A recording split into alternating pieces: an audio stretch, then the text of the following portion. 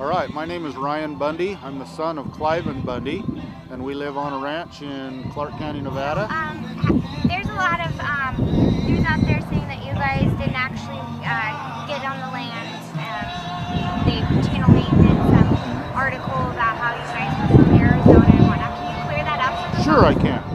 Okay, if you're following the Bundy family, we originally came from Nebraska, and my great-great-grandmother joined the Mormon church, the LDS church. The missionaries were back there. They were originally from Bunkerville, the missionary was, and my grandmother joined the Mormon church in Nebraska. Now she wanted to come west, and my grandfather did not. He did not join the church until there was an incident. People were mean to my grandmother, and so he said, all right, let's go west. And on the trail, he decided also to join the church, and he was baptized in Logan, Utah. They came to Bunkerville because of the missionary that was from Bunkerville. His name was actually Bunker, Elder Bunker, and so they came to Bunkerville originally. Now they didn't settle down right away. They bought some land in Beaver Dam, Arizona, which is just across the border. But then they moved to Mexico, to the Mormon colonies in Mexico. And then they came, then there was the Mexican-American War, and the United States government said the Americans coming out of there, they'd send them to anywhere they wanted to. So they had some friends or something, they went clear up to Oregon. They went to Oregon, and things didn't work out there for them, so they come back here to Beaver Dam. And I don't know why they didn't stay Beaver Dam again, but then they went down to St. Thomas and Kaylin, which those are two towns that are now buried under Lake Mead, so they're ghost towns now. But it was awful hot, awful dry, and so they were looking for a little cool weather, and they went back over to Arizona, to the Arizona Strip, up to Mount Trumbull, and they finally settled down there on Mount Trumbull. And so the Bundy family did come from that area. Now, what everybody is not considering is the other side of my family. All right, my grandmother, who was a Jensen, who had family ties to the names of Abbott and to Levitt and to Adams, she grew up here in Mesquite. Now, our range rights here on this Bunkerville mountain here actually started with my grandmother's side. Now, when my grandfather met my grandmother and married her, he moved back over to here, which again, we had old ties, you know, kind of moving around, but we still had some old ties here, and he married my grandmother, and they inherited some of the old range rights from my grandmother's side. So when people are saying that the Bundys weren't here until such and such a date, and they didn't have the range rights here until such, you know what, they're right, but they're not considering the range rights that were here from my grandmother, all right? And so our rights do trace back to 1877. Not all the way in the Bundy family name, but through some of these other names. And a lot of other states are having BLM issues too. More of the western states is happening. I just heard a story today about Oklahoma and Texas right now, something going on there. What do you believe is behind all of this BLM, like the land grab? Well, I've heard all kinds of things, and I don't know the absolute truth. I mean, a lot of these things I believe are done in secret combinations. You know, one of the rumors is that the United States government has used these public lands as collateral to all the debt that they've been taking in from other countries, China particularly, and that they're not able to pay this debt, and so now they're trying to give the land to these foreign countries as collateral. Now, I don't know if that's true. It may be, it may not be, but there's definitely a power grab. You know, in the olden days, the king owned all the land, and the people were not citizens. They were serfs, they were slaves, they were, you know, just subjects of the king. And that is what America's moving towards when they're trying to grab all the land. They don't want us to have rights. That's why they deny that our rights exist. See, and they've got all kinds of people in the media questioning them. They're questioning our, the history there. All of this is tried to destroy the rights of the people, because the king don't want the subjects to have rights. They want to retain all the rights and privileges to themselves, and only allow their serfs, their slaves, to have whatever little pickings they allow them to have. But that's not what America is built upon. So you guys decided to take a stand. Are you the last cattle ranchers in Nevada right now? Just in Clark County. Clark County. Okay.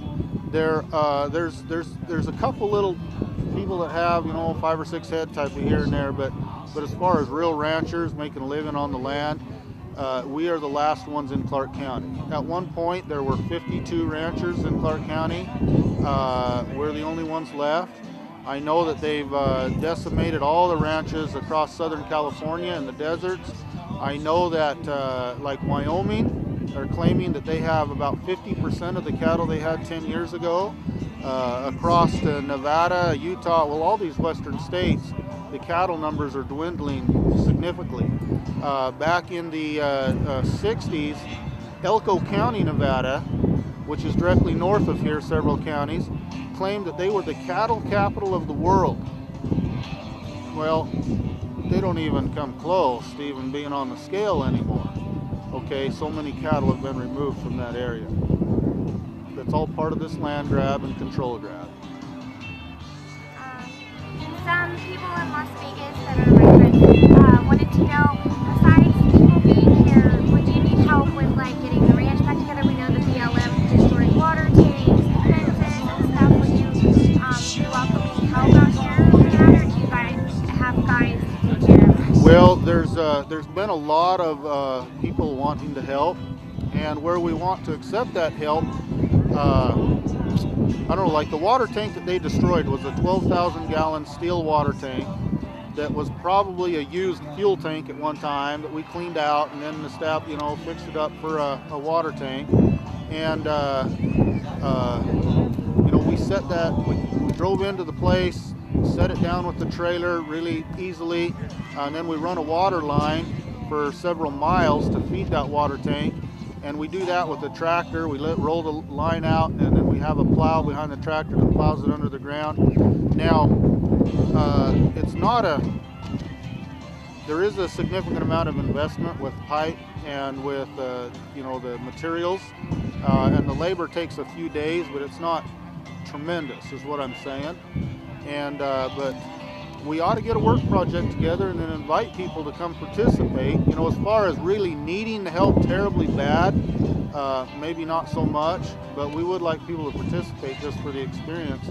I know that they knocked down a piece of a corral, and it'd be good to have a little help put that back together. I think that right now we're spending so much time with the media and with all of this that we can't seem to get the work done, but I'll have to see if we can get something organized. So. I just had a couple more questions. Now, the media is going crazy with the comments that Cliven made, and those who are awake understand what he was saying, but could you explain it a little bit, because they just went with the twisted it and... Sure. Well, what I want to explain on that is that my father is a very loving person, and he loves everybody. And he is actually concerned about the black community and Hispanics and Native Americans and others. He's concerned about their freedom. He's concerned about their well-being, and he wants them to be able to prosper. Now, I don't know how exactly all this got started. I know that the party we had last week, we didn't have a lot of the ethnic groups here, and he was concerned about that. He wanted to reach out to them and bring them in. Now, he may have fumbled over his words, but I know his intent and his heart is trying to share with those people and to bring them here so that we can help bring them greater liberty. There may be an element of ignorance on his side. I know that we hear the stories from history, etc., but we weren't there. That was 165 years ago that slavery was intact, and yet since then they've suffered a lot of indignities as well. Now, they're still suffering some indignities, as well as all of us are. And what he's trying to do is saying, come and join us. Help us, not help us, but help yourself. Help us together gain some more of that dignity back by gaining more liberties and freedoms that the federal government is taking from us. Right. That's his message. Right, because you guys do understand that this is bigger than you. Oh, and absolutely. your whole family understands that this is about standing up against tyranny, right? Correct. How do you feel about that? Well, you know, just to extend with what I've been talking about, you know, the tyranny of the federal government, and quite honestly, it's not just the federal government, but other governments show levels of tyranny also. But the tyranny of government, I guess I should say, is very intrusive. I've read it so many times, but I'm going to read it again. From the, you see this is my pocket copy of the Constitution, and in it is the Declaration of Independence. The reason so many people are flocking to us, and this is the same thing with the black community, it says right here, it says, experience hath shown that mankind are more disposed to suffer while evils are sufferable than to right themselves by abolishing the forms which they are accustomed. Okay, we the people are suffering because of the tyranny of government. The black people are suffering because of tyranny of the government. The Hispanics, the Native Americans, all people are suffering because of the tyranny of government. But it says, but when a long train of abuses and usurpations, pursuing invariably the same object, evinces a design to reduce them under absolute despotism. Okay, so in our case, when they were here with snipers and with 200 agents and with surveillance equipment and helicopters, does that not prove evidence that they were trying, evidence of a design to reduce us to absolute despotism? Okay, and this is what my father is talking about with the black community. There's other things different than what we're doing, but there's things amongst their community that is reducing them to absolute despotism. And so he's trying to reach out to them and say, I care about you. I love you, and your freedom is as important as mine. And I want to share that with you. We're in a movement to gain freedom back and self-respect and prosperity, and I want you to join with me. Now, if he fumbled over his words, we're sorry about that, but he's not sorry about his message, because his message is pure. Okay, let me go on with this. It says anyway, back to the absolute despotism. When it reaches that point, it says it is their right, it is their duty to throw off such government and provide new guards for their future security. And that's what we are here doing, okay? And we want to include everybody. Everybody. I Yeah. have one last question. Lisa Marie was saying that Cliven's grandson, I'm not sure whose son it was, but he was a 16-year-old on a horseback down there. They had the standoff Saturday, and he had the BLM agent pointing the gun right at him, and he looked at his brother and said, you know, I think if I'm going to go, we're going to go the right way. And he said, looked back at the BLM agent and said, release the cattle. And he had stated that he thought that he was going to die that day. The BLM agent did back down, but do you know about that story? Or? I don't know all the details of that, but I do know that the BLM knew who we were. They knew, they had done their homework, their surveillance, whatever. And when we were up there on that line, we saw the BLM agents pointing each one of us brothers out and then directing their guns at us to kill us first. Because they figured if they can take out the Bundys, they might take out the whole movement. Okay, so I did see that happen. Now, my young brother, Arden is his name, is a very brave soul. And he's 16 years old, but he wasn't the only one. Every person up there on that line was a brave soul. I want to tell you about another one. I haven't seen him around here so much the last few days. I guess he shies away from crowds a little bit. But there's a little Russian guy that lives around here. And quite honestly, I don't know where he really lives. He kind of stays in a tent and he kind of is here a little bit. But he's been a friend of my family for a long time. Now, he was up there on that front line. Now remember, he's from Russia, okay? he was on the ground with an American flag, and he was moving forward. And when the horses come to stop at a line, he didn't stop and he kept going forward. And my brothers rushed up there and grabbed him and said, "Come back." He says, "No." He goes, "I left Russia." He goes, "This is not Russia, and I'm not going to live like this any longer."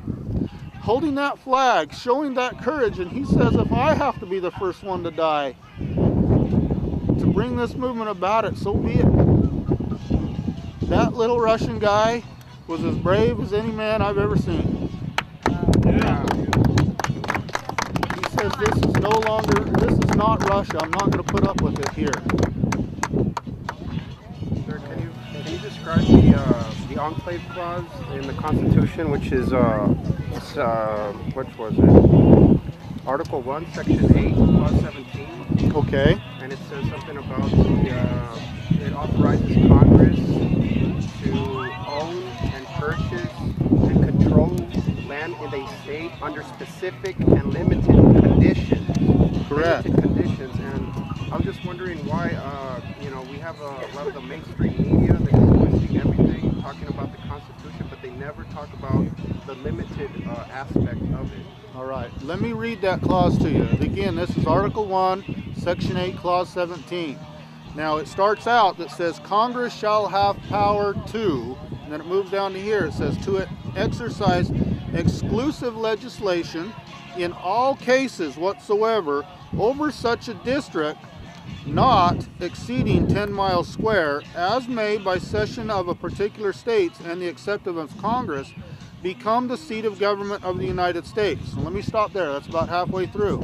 Does anyone recognize what that 10-mile square is that they're talking about?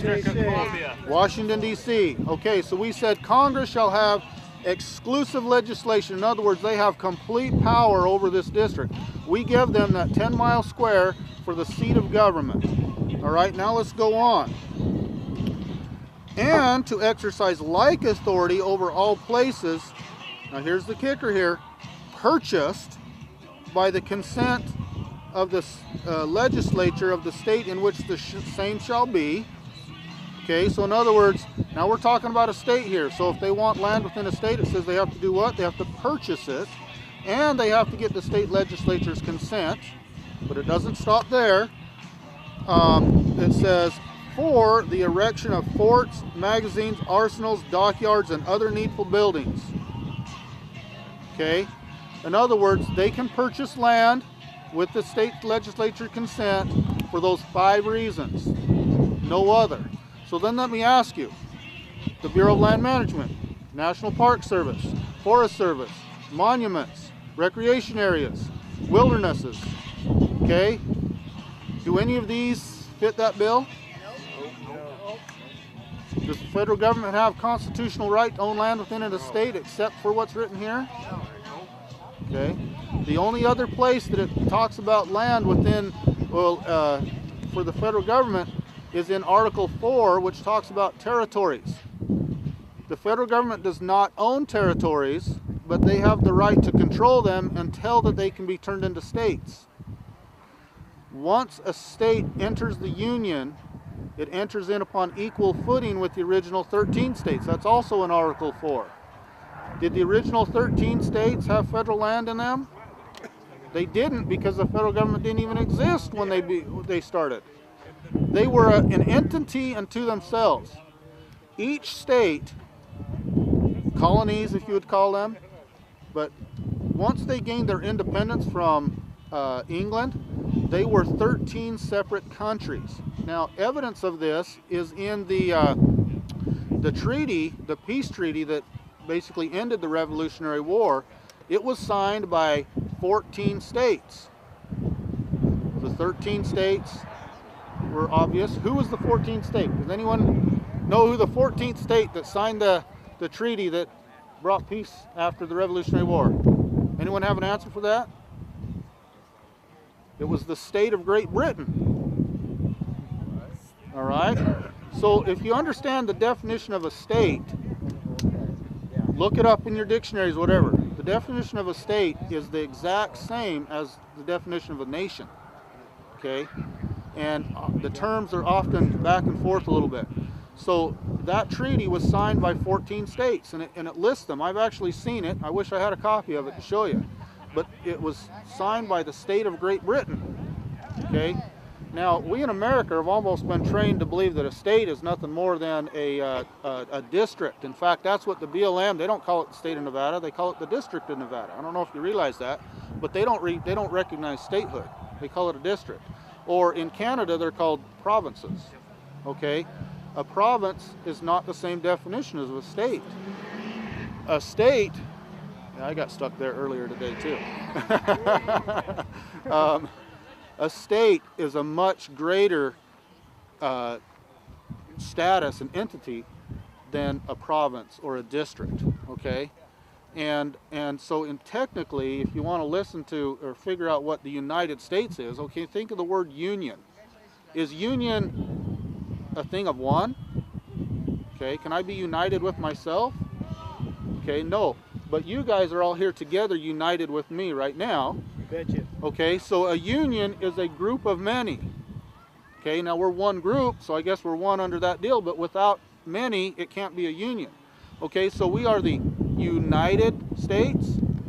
Okay, it's not one. We're not, quite honestly, and I'll probably get media backlash for this statement too.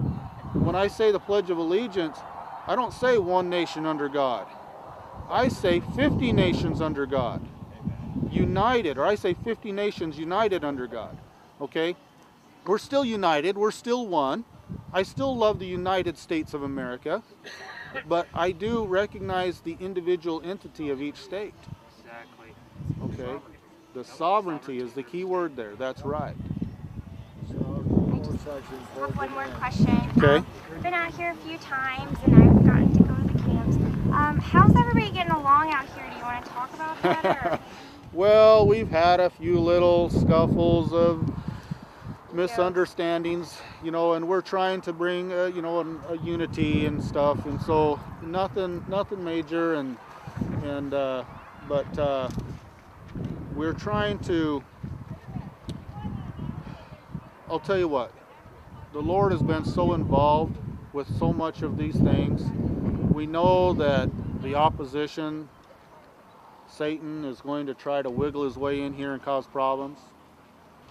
So that's to be expected. We're trying to stay on a high moral ground and trying to be true to the principles that Christ taught us, to love one another and to get along. And so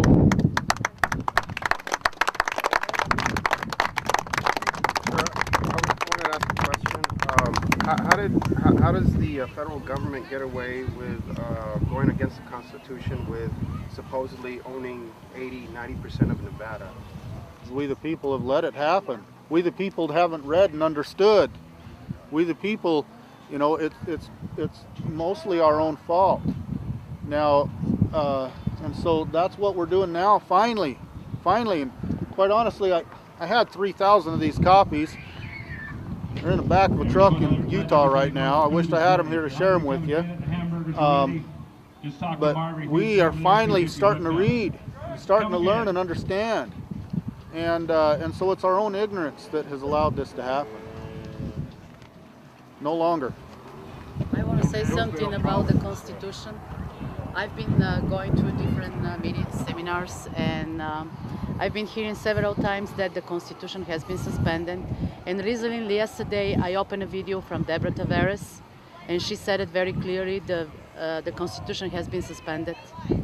So I try not to believe it's true, but what do you think about that?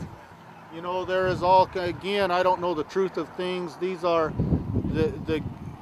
legally, no one can suspend the Constitution. The Constitution is, the definition of the Constitution, I wish I knew it. There's a lot of countries that have a Constitution that's not written. Okay, the Constitution is their common knowledge, their common sense, their common belief. Okay, we have written our Constitution. All right, now, if it's suspended, then it's suspended in our own hearts because we don't know it and understand it. Now, if the government has said they've suspended it, that's not true. They may think they have, but Let me just read this They are thing. trying. Article 6, Clause 2, it says, this Constitution and the laws of the United States which shall be made in pursuance thereof. I am going to skip a line there. Shall be the supreme law of the land. Can that be suspended? No. Shall be the supreme law of the land. Now, this is what we call the supremacy clause. And so many people refer to the supremacy clause as, oh, it makes the federal government more powerful and everybody has to submit to whatever rules they make, but they forget that other line. It says, this Constitution and the laws of the United States which shall be made in what? In pursuance thereof. Pursuance thereof what? This Constitution. So in other words, laws that are made do not agree with this Constitution are not laws at all. That's right. Thank you. Thank you so much. Obamacare. Yeah. No law at all. Obama don't care. Can I ask another question, sir, please? Say again? Can I ask another question? Sure, please? go ahead. Okay. I read that your grandparents has been on this land for a very long time. Who really does belong this land to? Is it the Ruby Treaty or who really owns this land? The, Ruby what? Treaty? The Ruby Treaty? Ruby Treaty, I read it that the West Shoshones never sold the land to the government. The government ordered $26 million to them, but they refused it. They told them not to do any nuclear threats over there on this land. So who owns this land really? You know, I'm not familiar with that treaty. Now, was that treaty while it was I still a just read it. territory, or was it after it was made states, or, This you know? Ruby Treaty is 1976, and they were talking about the two sisters. I don't remember their names because I've been reading and through so much info. Yeah. The Dan sisters. Yes, the Dan Okay. sisters. Yes. Yes, and I know the Dan sisters, and they are actually good friends of ours. Very good. Okay, and I know, and so now that you bring that up, I don't believe that that treaty included in land down this far. I know that it included land further north in Nevada, and so I don't know the exact boundaries. I am familiar with that slightly, but not well enough to speak well on it. So if I say anything, doesn't matter what I say, it's probably not going to be correct. So does really the government, the BOM, has the real deed of this land, that it's the owner of this land? No, I don't believe that. In fact, that's the crux of part of our message, is that the BLM does not own it. Now, they're claiming ownership because of the Enabling Act of Nevada. I could explain that to you. You want me to explain? Yeah. Every state that has entered the Union, except for the original 13 states. So even the states that came in that were further back east, the west of the Allegheny Mountains, and you know, they were part of the Northwest Territories originally, and then the Louisiana Purchase became territories, and they became states. And then there was the Western lands, which came in after the Mexican-American War and through the Treaty of Guadalupe de Hidalgo. Okay, these were kind of the three major land acquisitions of the United States. Every state that entered the Union had what they called an Enabling Act. Part of the Enabling Act was to clear the title so that there wasn't any clouded title. Just like when you buy a house, you got to have title insurance, and it goes through a process to make sure there's no liens or etc. against it. And title, so when it becomes a state, there's nothing holding it back. Okay. In the Enabling Acts, and every single one of them are almost worded identically, it says that as a territory, and there's a key part there, okay, it doesn't say as a territory, but they are a territory at this point. A territory is different from a state. A territory is like an adolescent. What it does as an adolescent doesn't count when it becomes an adult. All right, so consider that in mind, that a territory is an adolescent. But in the Enabling Act, it says, we forever disclaim all title to this land, okay? That forever is up when it becomes a state, because now it's left its adolescence and now it's a different entity. It's no longer a territory, it's now a state. All right, but that's what they do, is they disclaim all the rights, all the land forever, so that they have clear title. And then once it becomes a state, according to Article 4, it enters in upon equal footing, and all the land belongs to the state, not the territory, the state. Okay. And then the state then will go back and recognize all the private properties, go back and recognize all the rights, and you know, that's where our grazing rights and stuff come in and so forth. Okay? In all the states up, you know, through the Northwest Territories and the Louisiana Purchase, everything was honored properly. I need to back up one more deal. The federal government never owned that land, okay? But when it becomes into the state, all the unappropriated lands, the federal government would act as a caretaker, but the word a trustee. Okay, a trustee.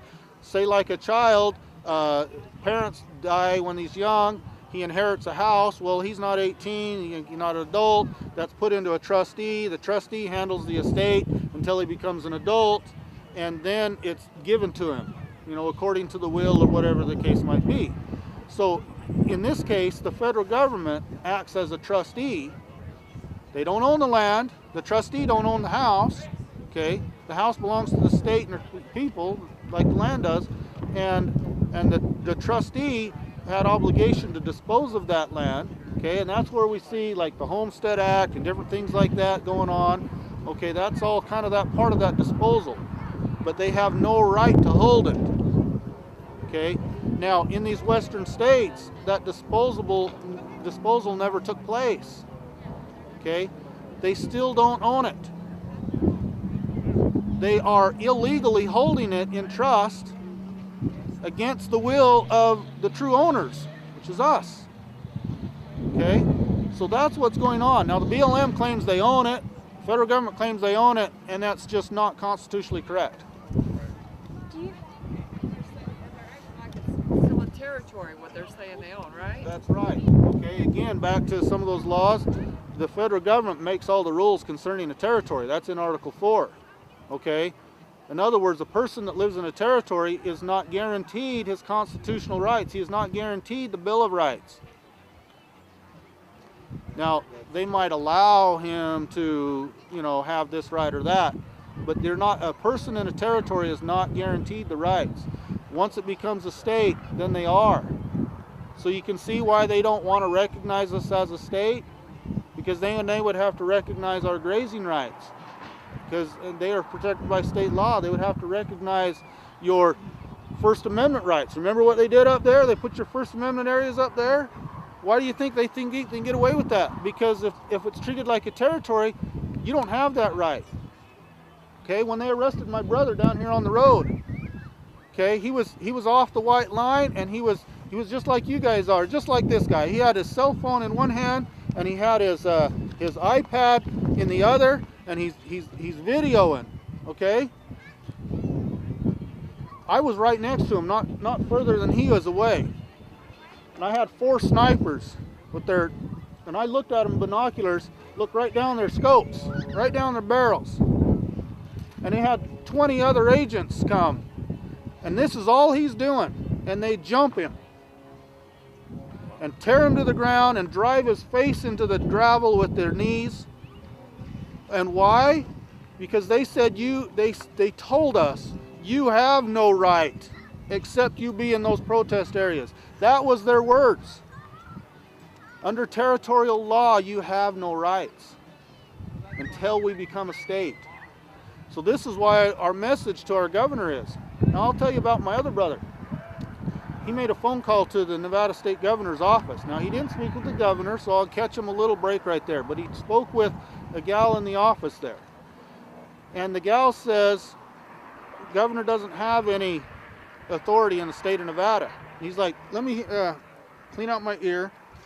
He goes, I want to make sure I heard that right. So you're telling me that he's the governor of the state of Nevada, and he has no authority over the control of the state of Nevada? And she's like, that's correct. And he's like, I need to clean out my other ear. That just doesn't sound right. So he's like, all right, Nevada has a boundary, it has a shape, everything within that state is Nevada's, right? And he is the governor, correct? He is the governor, but you're saying he has no authority within the state. She goes, that's correct. He has no authority within the state. Okay, why would that be? The only way that would be is because it's still being treated as a territory. Now, in 1864, on October 31st, what happened? President Lincoln declared Nevada a state, did he not? I've read the speech. He declared it a state. If he declared it a state, and if it's truly a state, then it had to enter upon equal footing with the original 13 states, which means all of this land belongs to the state and their people, which means the Enabling Act, that forever, ended at that point. This is our battle. We believe that Nevada is a state. We believe that this land belongs to the people and is to be controlled by the people closest to the, the government closest to the people, which is the county. And we believe that our rights are protected by state law, and we have not broken any laws here on this ranch. And we're in complete compliance with the Constitution and the supreme law of the land. Yeah! One more question about the BLM agents. Do you believe that they were a private company, or do you believe that they were actually federal agents? Some were federal agents, some were private company, but I don't know the details. This fellow had a question back here.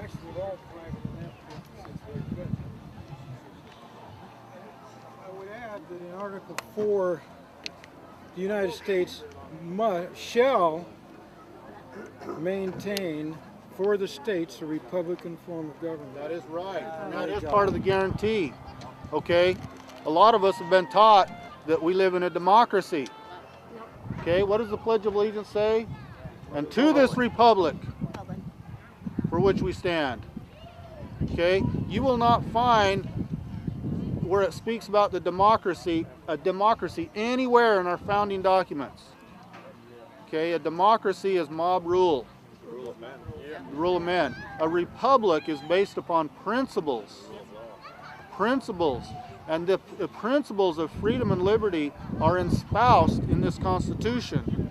And a republican form of government is supposed to protect those principles. Quick question again. Why your father stopped paying in '93 to the feds? Do they own the land? Should we be paying to them? But before that, he was paying, right? All right. Are we not all ignorant at one time or another? Yeah. Thank you, sir. Yes. Okay, we had to learn. We had to learn. Yes. And once we learned, then we stopped. Thank you. Sir, do you kind of describe the situation like when somebody buys a house or purchases a house? Do you describe it like once you do that, you're paying now that you're paying taxes to the government, it turns into rent to the government? Is it kind of like that situation in a way? Well, let me explain what this grazing fee, because everybody keeps bringing this grazing fee up and they want to paint us as though we dodge taxes and that we're freeloaders and so forth. The grazing right, okay, was established by putting the feed, the water, into beneficial use. Okay, beneficial use means our animals ate the feed and they drank the water, and now man can use that because it creates red meat. We can utilize that. It's beneficial to man. Okay, so that's how the right was created. Now, the grazing right existed before BLM ever existed. Okay, so BLM now comes into existence, and interestingly enough, one of their mission statements was to protect these rights. How could they protect these rights if they didn't already exist? They acknowledged that they did exist, and that was part of their mission statement to protect them. Now, the grazing fee, this is how it was divided. 12% went to the BLM for a management fee. Okay, what are they? The Bureau of Land Management. Okay, so we're going to pay them for some management fees. The other 88% went to grazing advisory boards, and the grazing advisory board would then help the ranchers put in, say, a water improvement. We talked about maybe helping us with that type of deal, or a fence, or a corral, or some other improvement. So 88% of that money was supposed to come back to the ranchers, all right? And they did do this. In fact, in the past, we received some of that money to put in some pipes and so forth. But again, the BLM only got 12% of it, a very small amount of that, all right?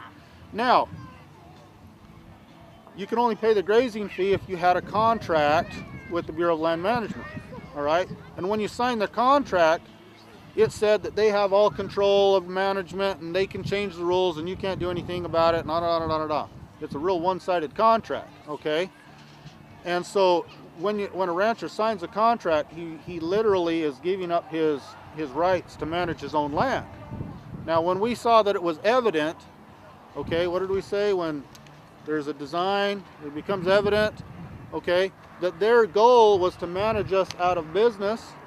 And isn't that evident? All the other ranchers are gone here, okay, isn't that evident? We said, we don't need your management anymore. We will manage our own ranch, okay? So we're not going to pay you a management fee any longer. We're not going to sign the contract with you. And as far as our improvements go, we'll stand on our own 2 feet and we'll pay our own bill. Now again, the Grazing Advisory Board was actually made up of ranchers. BLM had a seat, but they weren't the controlling interest. My father actually sat on the Grazing Advisory Board. Okay, so we were part of that group. But we're like, we really don't need to be part of that group. We'll pay for our own improvements, and we'll manage our own ranch. And so because we had no contract with them any longer, number one, we couldn't pay the fee. We didn't want their management. And so when it comes down to what do we owe in grazing fees? Nothing, because we had no contract. They had no control to even graze it. So I hope that answers that question.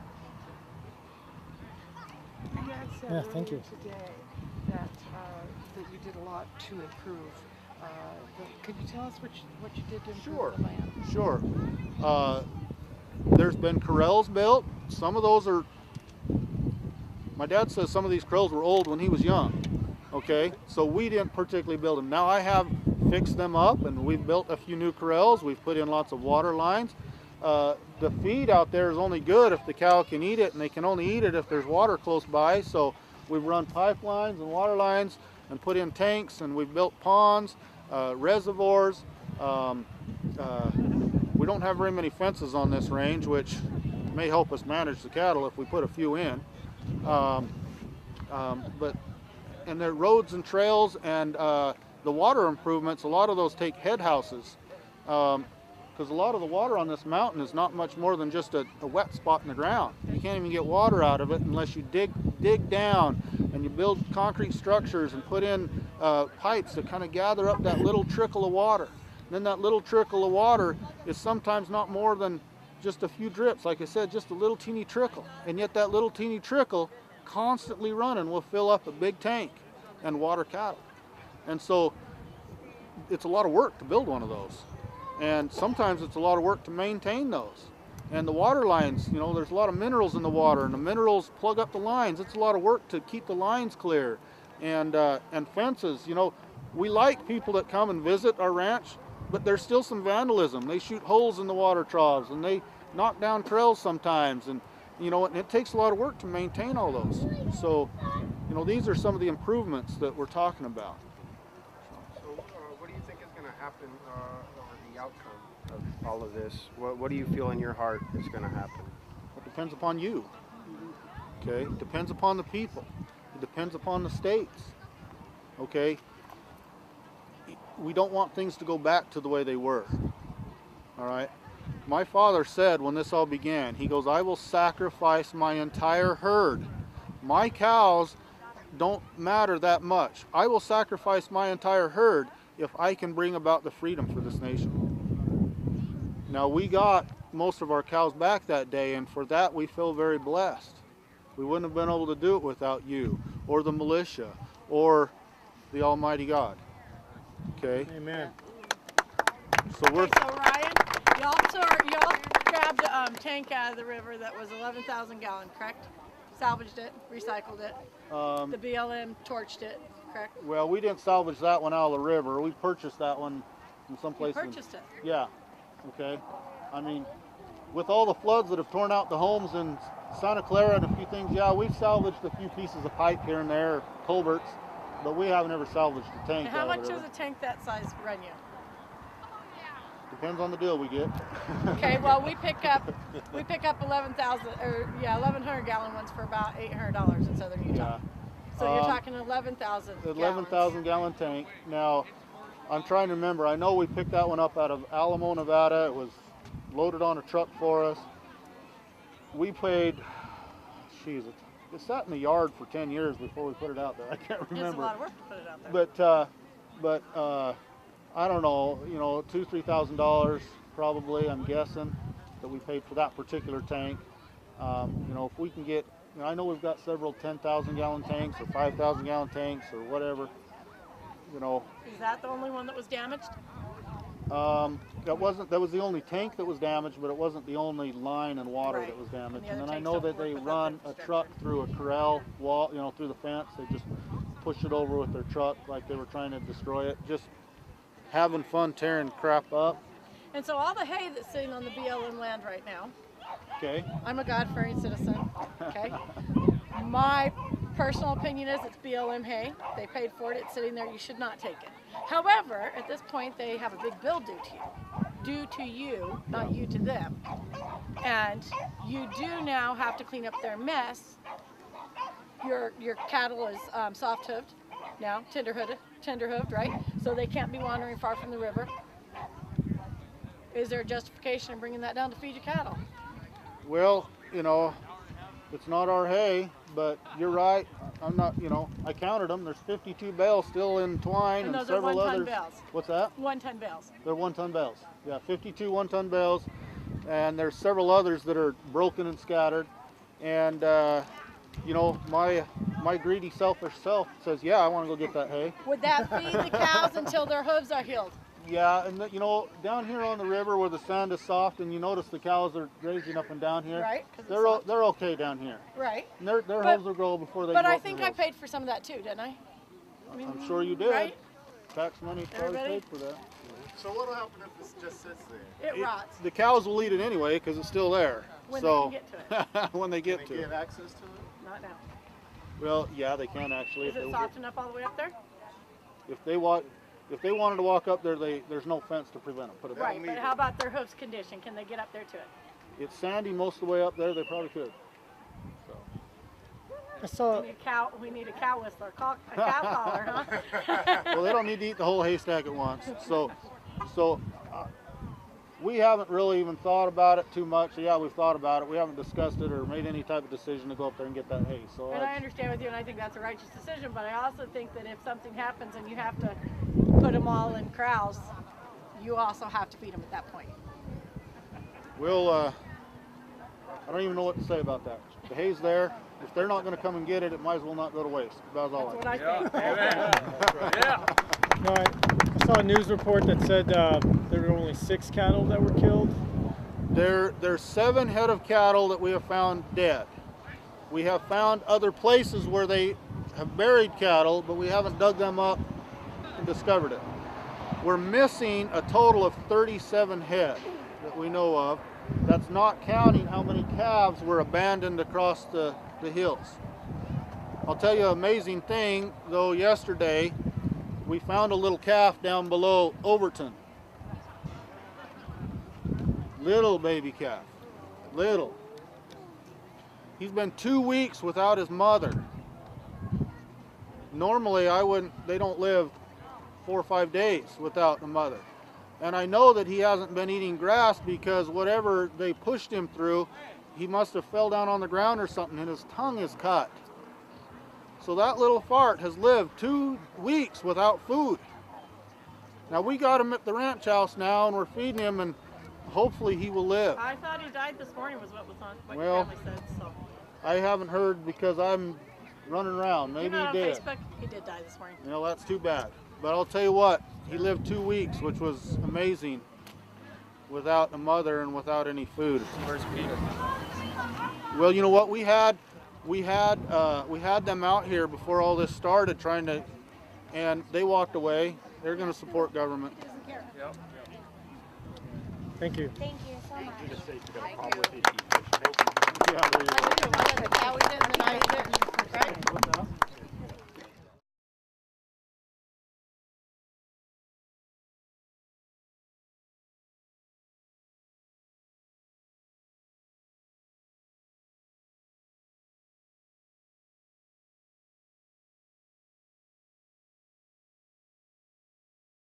I mean, a lot of these things I believe are done in secret combinations. You know, one of the rumors is that the United States government has used these public lands as collateral to all the debt that they've been taking in from other countries, China particularly, and that they're not able to pay this debt, and so now they're trying to give the land to these foreign countries as collateral. Now, I don't know if that's true. It may be, it may not be, but there's definitely a power grab. You know, in the olden days, the king owned all the land, and the people were not citizens. They were serfs, they were slaves, they were, you know, just subjects of the king. And that is what America's moving towards when they're trying to grab all the land. They don't want us to have rights. That's why they deny that our rights exist. See, and they've got all kinds of people in the media questioning them. They're questioning our, you know, the history there. All of this is trying to destroy the rights of the people, because the king don't want the subjects to have rights. They want to retain all the rights and privileges to themselves, and only allow their serfs, their slaves, to have whatever little pickings they allow them to have. But that's not what America is built upon. So you guys decided to take a stand. Are you the last cattle ranchers in Nevada right now? Just in Clark County. Clark County. Okay. There's a couple little people that have, you know, 5 or 6 head type of here and there, but as far as real ranchers making a living on the land, we are the last ones in Clark County. At one point, there were 52 ranchers in Clark County. We're the only ones left. I know that they've decimated all the ranches across Southern California in the deserts. I know that, like Wyoming, are claiming that they have about 50% of the cattle they had 10 years ago. Across to Nevada, Utah, well, all these western states, the cattle numbers are dwindling significantly. Back in the 60s, Elko County, Nevada, which is directly north of here, several counties, claimed that they were the cattle capital of the world. Well, they don't even come close to even being on the scale anymore. Okay, so many cattle have been removed. Grew up here in Mesquite. Now, our range rights here on this Bunkerville mountain here actually started with my grandmother's side. Now, when my grandfather met my grandmother and married her, he moved back over to here, which again, we had old ties, you know, kind of moving around, but we still had some old ties here, and he married my grandmother, and they inherited some of the old range rights from my grandmother's side. So when people are saying that the Bundys weren't here until such and such a date, and they didn't have the range rights here until such, you know what, they're right, but they're not considering the range rights that were here from my grandmother, all right? And so our rights do trace back to 1877, not all the way in the Bundy family name, but through some of these other names. And a lot of other states are having BLM issues too. More of the western states is happening. I just heard a story today about Oklahoma and Texas right now, something going on there. What do you believe is behind all of this BLM, like the land grab? Well, I've heard all kinds of things, and I don't know the absolute truth. But then they moved to Mexico, to the Mormon colonies in Mexico. And then they came, well, then there was the Mexican-American War, and the United States government said the Americans coming out of there, they'd send them to anywhere they wanted to. So they had some friends or something, they went clear up to Oregon. They went to Oregon, and things didn't work out there for them, so they come back here to Beaver Dam. And I don't know why they didn't stay Beaver Dam again, but then they went down to St. Thomas and Kaylin, which those are 2 towns that are now buried under Lake Mead, so they're ghost towns now. But it was awful hot, awful dry, and so they were looking for a little cool weather, and they went back over to Arizona, to the Arizona Strip, up to Mount Trumbull, and they finally settled down there on Mount Trumbull. And so the Bundy family did come from that area. Now, what everybody is not considering is the other side of my family. All right, my grandmother, who was a Jensen, who had family ties to the names of Abbott and to Levitt and to Adams. All right, my name is Ryan Bundy. I'm the son of Clive and Bundy, and we live on a ranch in Clark County, Nevada. There's a lot of news out there saying that you guys didn't actually get on the land.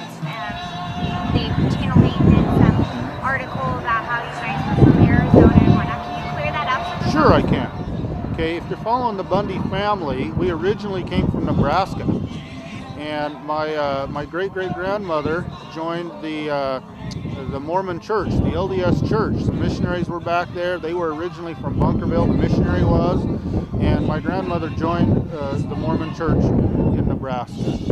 Now she wanted to come west, and my grandfather did not. He did not join the church. Until there was an incident. People were mean to my grandmother, and so he said, all right, let's go west. And on the trail, he decided also to join the church, and he was baptized in Logan, Utah. They came to Bunkerville because of the missionary that was from Bunkerville. His name was actually Bunker, Elder Bunker, and so they came to Bunkerville originally. Now, they didn't settle down right away. They bought some land in Beaver Dam, Arizona, which is just across the border.